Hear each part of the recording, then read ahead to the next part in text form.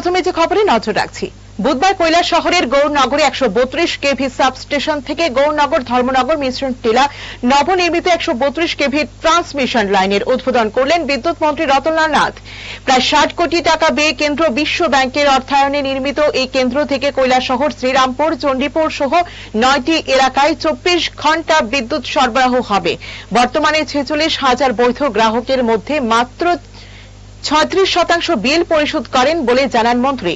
একই দিনে ছন তৈলে নবনির্মিত কৃষক বন্ধু কেন্দ্রের উদ্বোধন করে কৃষকদের বিনামূল্যে কৃষি যন্ত্রপাতি বিতরণ ও সংবর্ধনা দেওয়া হয়। দুই অনুষ্ঠানে সাধারণ মানুষের উপস্থিতি ছিল চোখে পড়ার মতো।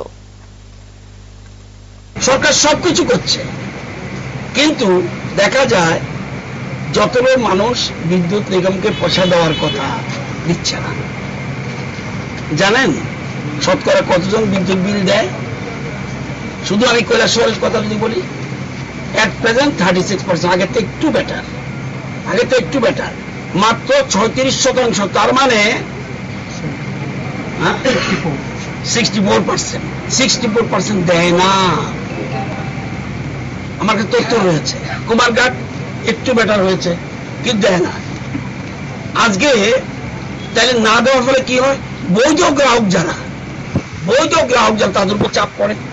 তাহলে আমরা যদি, কেন আমি বিদ্যুৎ বিল দেবো না যদি না দিই? আবার অনেকে হুক লাইন টানায়, আমরা কেউ বলি না কেন? আপনারাও তো বুদ্ধিজীবী মানুষ, কেউ তো ফোন করেন না। কে এই যে ফোন করেন না, দেখুন ওখানে হুক লাইন জ্বালাচ্ছে, আপনি একটু কেটে দিন, বলেন না। কিন্তু এই যে বলেন না, ইনডাইরেক্টলি আপনার উপর আপনি কিন্তু পয়সা দিতে হচ্ছে।